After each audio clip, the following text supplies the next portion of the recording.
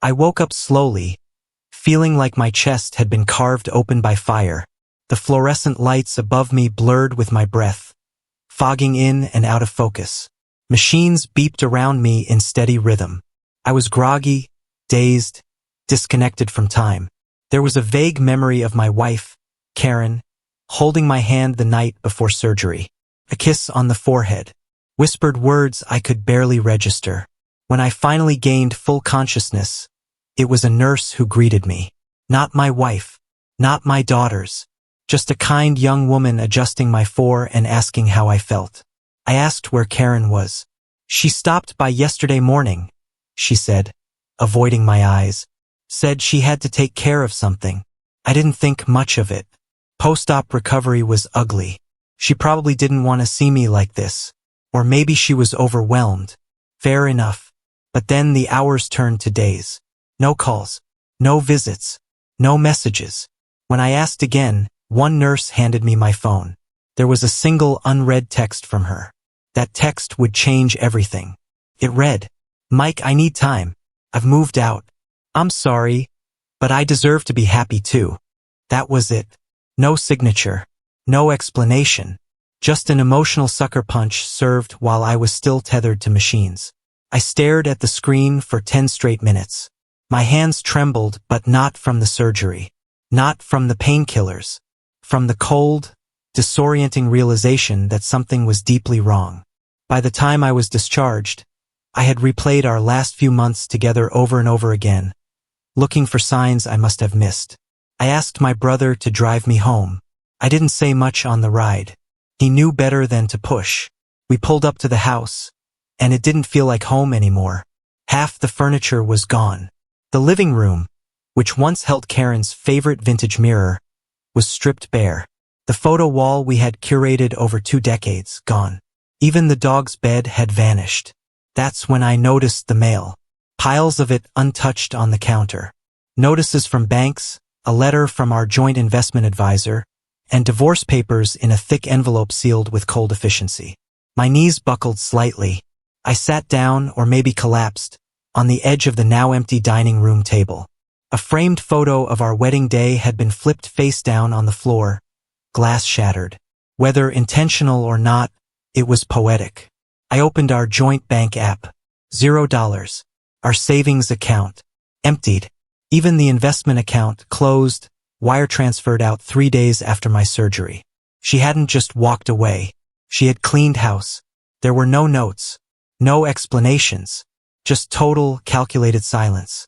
That's the thing about being blindsided, it doesn't come with warning bells. It hits you like a quiet wrecking ball, and you're left sitting in the debris, wondering how you didn't see it coming. I called the lawyer listed on the divorce notice. His assistant said they were glad I had seen the documents, and that they'd appreciate a swift and amicable resolution.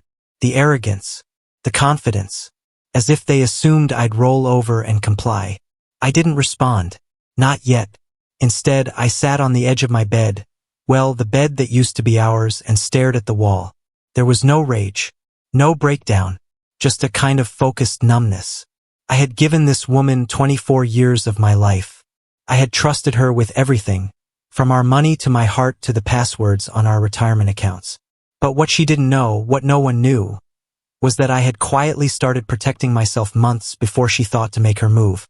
She had made her play while I was at my weakest. What she didn't know was, I was 3 steps ahead. Karen and I met in college. She was studying early childhood education. I was in engineering. We were both broke, surviving on cafeteria coffee, used textbooks, and quiet late-night study sessions that often turned into conversations about our futures. She had this spark, a kind of energy that made people lean in when she spoke. She wasn't loud or flashy, but you remembered her. She smiled with her whole face. I was the quiet one, the guy with a plan, a spreadsheet for every decision, a 5-year roadmap etched in my head. She teased me for that. I think she liked it, too, the stability I brought to her whirlwind. We got married 2 years after graduation. It wasn't a grand wedding. Small church. Her mom cried through the whole thing. I remember thinking that day, this is it. This is the person I'll build my life with. And we did. We bought our first house. A 900 square foot starter home with creaky floors and a leaky faucet I fixed 5 times. We brought home our first dog there. We had our first real fight in that kitchen over nothing important. Then made up in the same room like grown-ups. Or tried to anyway.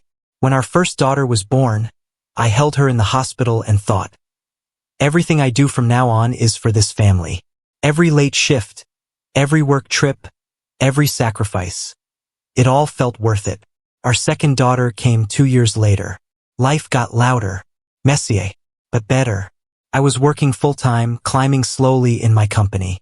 Karen stayed home the first few years, then started teaching kindergarten at a private school. She loved kids. She was good at it. Parents sent her notes every year saying how much their children adored her. We took trips, saved for the girls' college funds, replaced the starter home with something bigger when I got promoted. We painted the rooms together, built furniture on weekends, hosted barbecues and birthdays. Nothing glamorous, just a regular, full life. I wasn't perfect. I worked too much, missed a few recitals, checked emails on family vacations. But I loved her. I really did. I didn't say it enough, maybe. Didn't always notice the little things she did. But when I looked at her across the dinner table, even after 20 years, I still saw the girl from college who believed in me before I believed in myself. I remember one night, maybe 2 years before the surgery, she came into my office with 2 glasses of wine. She didn't drink often. She sat on the edge of my desk and asked, "Do you ever wonder what it would have been like if we'd done something wild? Like backpacked Europe? Opened a bookstore by the coast?" I looked at her, half smiling. We did something wild. We built a life. 2 kids. A mortgage. A minivan with glitter glued to the ceiling. She laughed. But there was something behind her eyes. A sadness, maybe. A restlessness I hadn't seen before. At the time, I brushed it off. Thought it was nostalgia.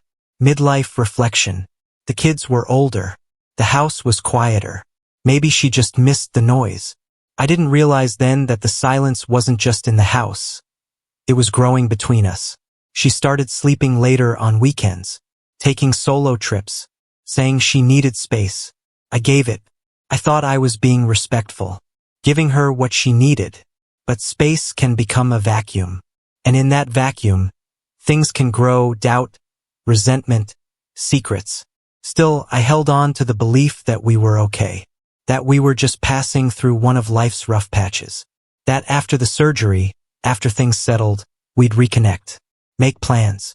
Travel like she always wanted. Looking back, I realized she had already started pulling away long before she walked out. There were no more spontaneous hugs. No late-night conversations. Her smile became polite. Her tone clipped. Our shared laughter was replaced by awkward silences and forced small talk. But I held on. Because I believed in the version of us we used to be. Because that's what loyalty looks like. It hopes even when it probably shouldn't. Because when you've built a life with someone over 2 decades, it's easier to believe in the memory than face the truth. And the truth was, I had already lost her long before I lost the money, the furniture, or the house. The slow unraveling of a marriage doesn't happen all at once. It's not a thunderclap or a slammed door. It's quieter than that. It's 1,000 little moments of absence, strung together so delicately that you almost miss the breaking point. First, it was small things. Karen stopped asking about my day. She used to be so curious, laughing at my boring work stories, teasing me about my endless meetings. Now she nodded absently, scrolling her phone without looking up. Our weekends changed too. They used to be full: errands, brunches, home improvement projects, lazy Sunday mornings with coffee on the patio. Then she started making plans with friends more often. Sometimes they were real. Other times, vague excuses that didn't hold up when I asked simple questions. I learned not to ask. She started dressing differently too. Not in a way that was obvious, but I noticed. More careful. More polished. Like she was preparing for an audience that wasn't me. I caught her smiling at her phone once.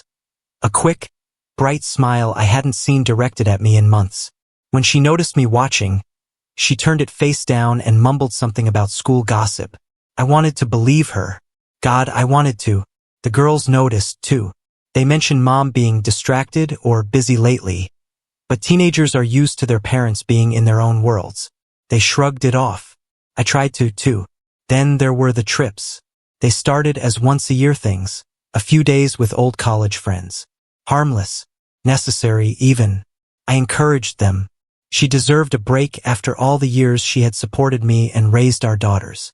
But the trips grew longer, more frequent, more mysterious. Flights booked without mentioning it to me until the day before. Last-minute conferences for professional development in cities that had nothing to do with teaching. I asked once gently if everything was all right, if she needed something from me. She smiled, that same polite, clipped smile, and said, "I'm just finding myself again. You should be happy for me." How could I argue with that? After decades of being a provider, a husband, a father, wasn't I supposed to support her journey, too? I nodded and told her to enjoy herself. I buried the discomfort deep, but the cracks widened. She stopped wearing her wedding ring sometimes, claimed it was because of a rash, or because she was working with kids and didn't want to damage it. I nodded again, swallowing the lump in my throat. Our texts became purely functional. Grocery lists, reminders about appointments. Nothing affectionate, nothing personal. I tried to bridge the gap. I planned date nights. She was always too tired. I booked a weekend getaway. She canceled last minute because of school obligations. I started bringing home small surprises. Flowers, her favorite snacks, little notes. She thanked me politely, smiled, then went back to whatever private world she was retreating into. One night, I woke up around 2 in the morning and found her downstairs, whispering into her phone. When she saw me, she jumped, a reflex of guilt so sharp it was almost comical. She claimed she was talking to her sister, who was going through a rough patch. I didn't argue. I just nodded, mumbled something about getting water, and went back to bed. I lay awake for hours, staring at the ceiling. That's when I started preparing. Not because I was convinced she was cheating, not because I thought she would leave, but because something fundamental had shifted. The foundation we'd spent 24 years building was eroding under my feet, and pretending otherwise was just self-delusion. I met with a financial advisor the following week, under the pretense of reviewing our retirement accounts. I set up a private trust using premarital savings I had never merged into our joint accounts. I updated my will. I started quietly moving anything irreplaceable, old photos, personal documents, into a safe deposit box. I didn't tell anyone, not my daughters, not my brother, certainly not Karen. It wasn't about revenge. Not then. It was about survival. Because deep down, some instinct older than logic told me the storm was coming. And when it hit, I wouldn't have the luxury of being blindsided. I would need to be ready. Coming home after surgery was supposed to be a quiet, bittersweet moment. A return to normalcy. A slow beginning of healing, physically and emotionally. Instead, it felt like stepping into a graveyard. The house was eerily silent. No balloons. No welcome home banner. No scent of dinner simmering on the stove. No soft background music. No lights left on to greet me. I pushed the door open slowly, half expecting to hear Karen's voice calling from the kitchen. A bright fake smile pasted on her face, covering up whatever had been festering for months. But there was only silence. An emptiness. The living room looked half-stripped. My favorite recliner was gone. The throw blanket Karen's mother had knitted for us sat folded neatly in the corner. Abandoned. Family photos that used to line the mantel, our wedding, the girls' graduations, our vacations, had vanished like they never existed. The worst part wasn't what was missing. It was what was left behind. The cold, deliberate way she had taken all traces of our life together and abandoned the shells. My brother helped me upstairs, seeing me falter. He didn't say anything. What could he say? The look on his face, pity mixed with helpless rage, told me he saw it, too. I sat down heavily on the edge of the stripped mattress. Even the comforter was gone. The same bed where Karen and I had spent 2 decades of shared nights, soft laughter, whispered plans, now bare, exposed. I opened the closet door. half empty, her clothes gone. Only a few wire hangers swayed silently. There was a single piece of paper taped to the inside of the closet door. A printed letter. No greeting. No "Dear Mike." Just cold, legal language. An official notice of her intent to divorce, citing irreconcilable differences, and informing me that her lawyer would be contacting mine at his earliest convenience. There was no mention of love lost, no sadness, just transaction. I stumbled back to the kitchen. That's when I found the financial notices piled up, unopened because she already knew what they said. I opened my banking app. Joint checking $0. Savings closed. Investment accounts transferred. Even the petty cash account we kept for emergencies wiped clean. The house itself was under dispute. According to the papers, Karen had filed for an emergency court order to sell it immediately, citing financial instability. She had taken my hospitalization as a green light to dismantle the life we built. Systematically, methodically, without mercy. There were 100 small betrayals hidden in the details. The electricity bill had been switched to her name. My insurance had been canceled. Subscriptions I'd paid for years gone. Each tiny erasure felt like a slap. I sat at the kitchen table, surrounded by the hollow remains of our life, and stared at the divorce papers. It wasn't just the money. It was the realization that everything I had trusted, every word of commitment, every anniversary toast, every whispered always, was a lie she could abandon as soon as it became inconvenient. I thought about the mornings I drove her to work when her car broke down. The nights I stayed up fixing leaky sinks and broken washing machines. The vacations I canceled when work emergencies came up, and she supported me without complaint, or so I thought. I thought about the promises, about being partners through sickness and health. Apparently, sickness had been a deal breaker. I didn't cry. Maybe I should have. But something colder and sharper grew inside me. A slow, steady burn. Not rage. Not revenge exactly. Clarity. Karen had made her move. She had played her cards while I was unconscious, hooked up to machines, fighting to come back to a life she had already decided to abandon. And now she believed she had won. That I was broken, defeated, beaten. She thought I would sign the papers, let her take half of everything, and crawl away quietly. She didn't know about the trust account. She didn't know about the safe deposit box. She didn't know about the financial firewall I had built quietly, meticulously, brick by brick. Karen had played a short-term game. I had been playing for the endgame. When you grow up watching people lose everything over one wrong turn, you learn early. Hope is not a strategy. I learned that from my father, a man who lost his business because he trusted the wrong partner. A handshake deal, a smile, and 6 months later, everything was gone. The shop, the savings, the future he had worked decades to build. I carried that lesson with me my entire life, quietly tucked behind every decision I made. It's what drove me to create backup systems at work, double-check contracts, maintain off-site copies of important documents. It's what led me to set protections in place long before Karen realized she wanted out. The signs had been there, subtle at first, a shift in her tone, a reluctance to talk about the future, an increase in individual spending disguised as self-care. I noticed. I kept noticing. I said nothing. Instead, I prepared. I scheduled meetings with a financial advisor I trusted implicitly, an old college friend who had built his reputation helping small business owners protect assets. We met in neutral places, coffee shops, parks, public libraries. I didn't want any electronic records tied to our home computer or my personal accounts. No traces Karen could stumble across. Together, we crafted a simple but powerful plan. First, I opened a private trust account, funded entirely by premarital savings.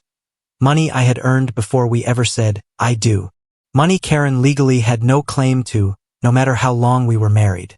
I transferred my life insurance policy into a protected instrument, one that removed Karen as the beneficiary without needing her signature. It was perfectly legal, quietly executed. Next came the physical assets. I removed original titles for my truck, my small inherited plot of land in my grandfather's hometown, and other key documents from the home safe. They went into a secure safe deposit box at a private bank, a place Karen didn't even know existed in my daily routines. I also updated my will and powers of attorney. In case something happened during surgery or afterward, I made sure my brother would be the one making decisions, not Karen. I encrypted digital copies of everything and saved them to cloud services Karen didn't have access to. Multiple redundancies, multiple locations, like a professional backup system. If one point failed, another survived. All of this without anger, without spite, just preparation.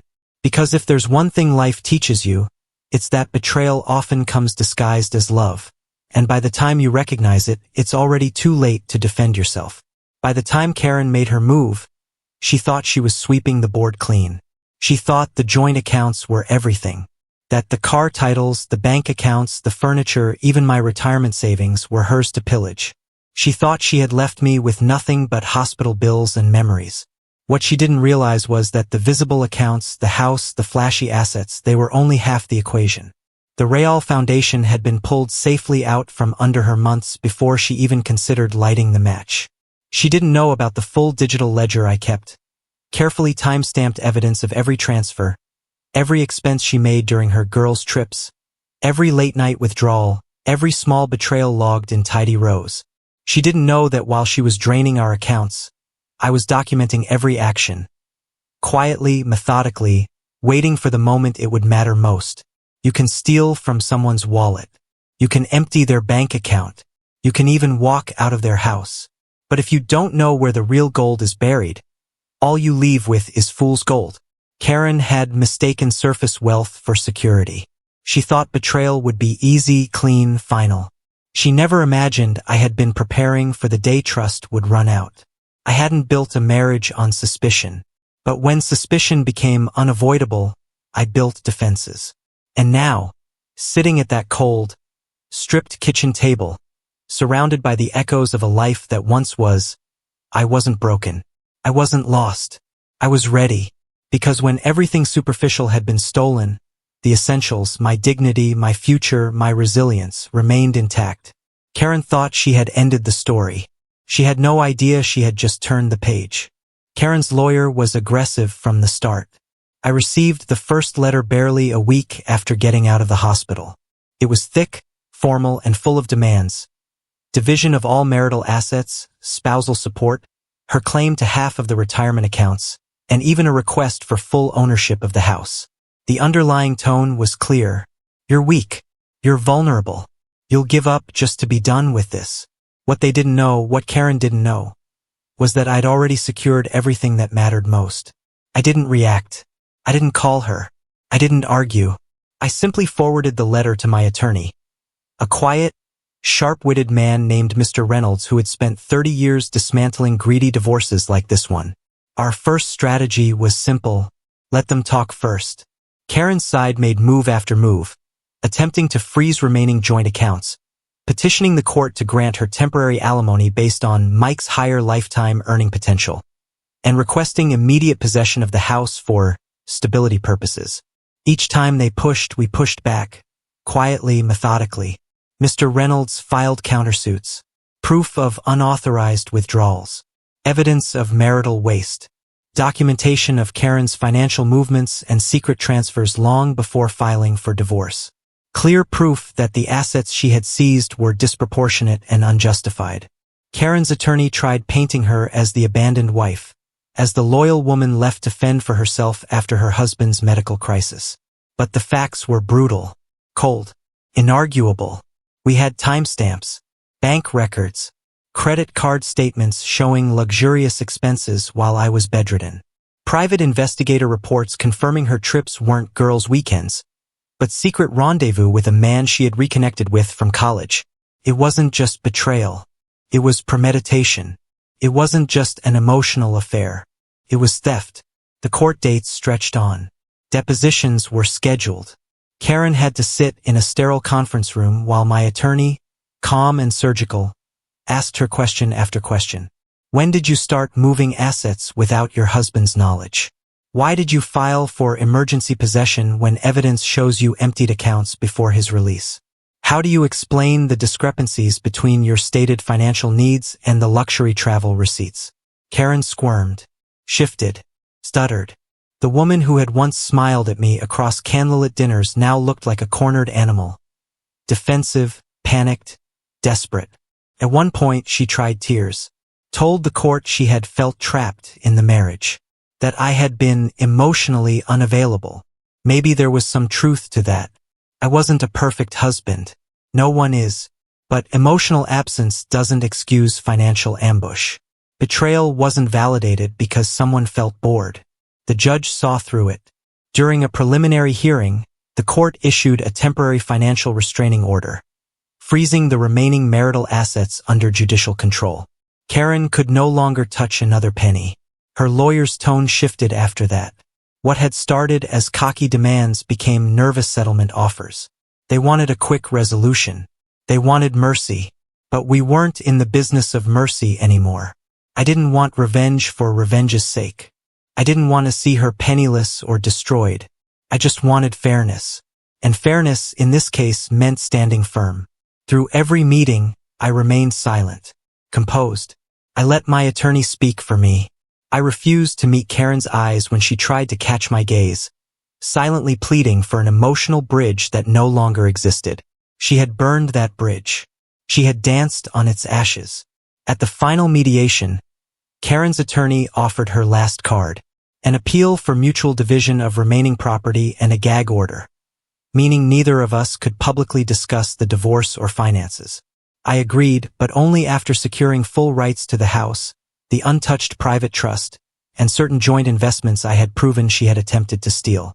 Karen left the mediation without a home, without access to my retirement, without the financial safety net she thought she had stolen.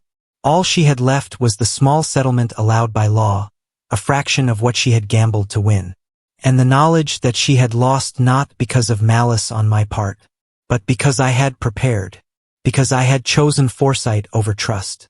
Because when you betray someone who is quietly 3 steps ahead, you don't just lose the battle, you lose the war before you even realize it started. The final court ruling felt less like a victory and more like closing a chapter written in someone else's hand. The judge's words were clean and measured. Division of assets according to documentation. Trust funds protected. No spousal support awarded. No rights to future earnings. Karen stood there, dressed sharply in a suit that probably cost more than I had ever spent on myself in one shopping trip. But the sharpness didn't mask the cracks. Her shoulders slumped slightly when the ruling was read. Her hands trembled just enough to betray the facade she had worked so hard to maintain. I didn't feel triumphant. I didn't smirk. I didn't offer a parting shot. I simply stood, gathered my things, nodded respectfully to the court, and walked out. Outside the courthouse, the air was sharp and clean. A heavy Texas sun blazed overhead. The world kept moving.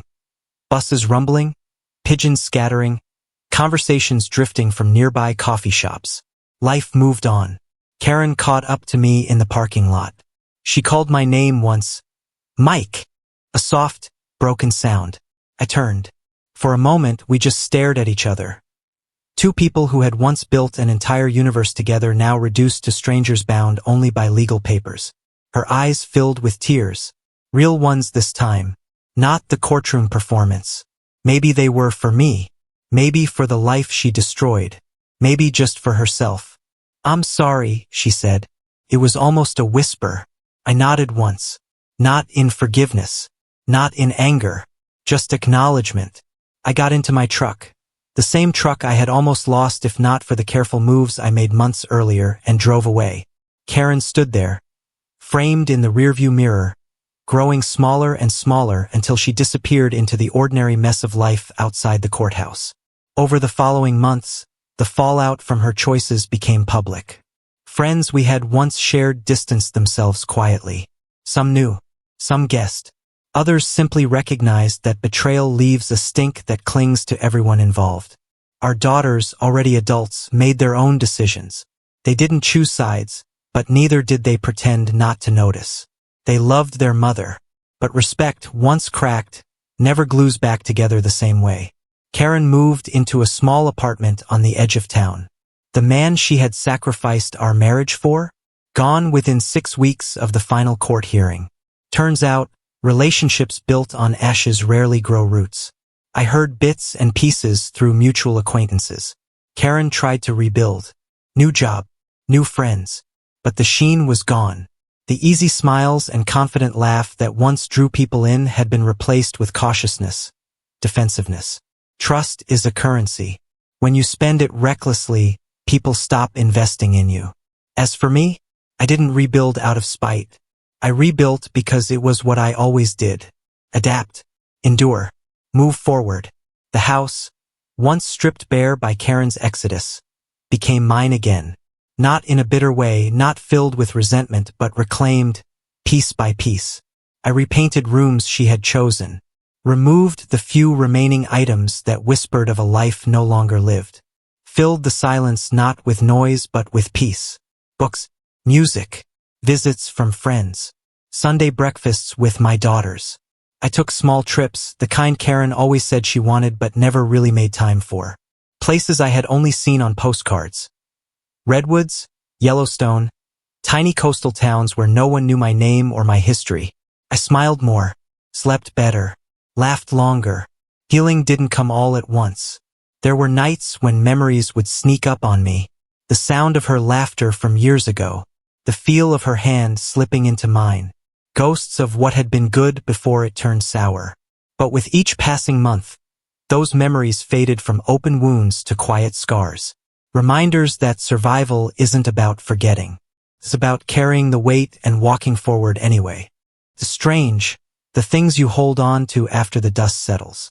You don't cling to the bank statements or the court rulings. You don't replay the angry words or the courtroom battles. Those moments lose their sharpness with time. What stays are the quieter things. A sunrise watched alone from the back porch, coffee cooling in your hands. The first real laugh shared with a friend without the shadow of pain lurking behind it. The realization, one random Tuesday morning, that you're no longer waiting for the next blow to fall. Healing is rarely loud. It's not cinematic. It's not a montage of victories and triumphant background music. It's slow, silent, invisible to everyone except yourself. In the months after the divorce, I rebuilt my life the way I had once rebuilt my career. Slowly, methodically, without drama. The house became a home again, not through grand gestures, but through the steady rhythm of ordinary days. Groceries stocked, music drifting through the kitchen, the thump of a hammer fixing a loose doorframe. I planted a small garden out back. Karen used to hate getting her hands dirty. I found it peaceful, grounding, in a way no therapy session could replicate. Some of the old friends faded away, caught in the awkwardness of choosing sides or simply unwilling to deal with the mess. But the ones who stayed, they stayed deeper, stronger. They saw not just the collapse but the reconstruction. My daughters and I grew closer in unexpected ways. Less performative, more real. Conversations that once revolved around schedules and logistics now touched on hopes, dreams, disappointments. They saw the cracks in their father and didn't flinch. I didn't hide the scars from them. They deserved to know that strength isn't the absence of pain. It's the decision to keep moving despite it. Karen and I became a footnote in each other's lives. No screaming matches. No long, drawn-out wars. Just distance. A polite nod at the occasional family event. Two people who had once believed in forever, now merely sharing a history neither one fully recognized anymore. I don't hate her. There was a time I thought I would. That the betrayal would poison every memory. That every good thing we built would feel like a lie retroactively. But life doesn't work that way. Good memories remain good, even if the ending is bitter. Love existed once. Kindness existed once. Nothing erases that, not even betrayal. I learned that moving on isn't about pretending it didn't happen. It's about accepting that it did, and refusing to let it define the rest of your story. One afternoon, months after the final papers were signed, I updated my LinkedIn profile for the first time in years. Not because I needed a job, but because it was time to start speaking again. To stop living in the silent aftermath of someone else's decisions. I didn't post a long rant. No cryptic quotes or bitter warnings. Just a simple line. Sometimes, the bridges you think will carry you forever collapse under their own weight. And sometimes, the collapse clears the way for something stronger. It wasn't for Karen. It wasn't even for the people who had doubted me. It was for myself. A quiet acknowledgement that I had survived something that was meant to break me. And not just survived. I had emerged better, stronger, freer. There's a kind of peace that comes when you realize you don't have to explain your resilience to anyone. When you stop defining yourself by what you lost and start appreciating what you had the strength to walk away from. Karen stole the furniture. She stole the accounts. She tried to steal the life we built together. But she didn't steal my future. She didn't steal my ability to rebuild. And she damn sure didn't steal my peace. That belongs to me. Always has. Always will.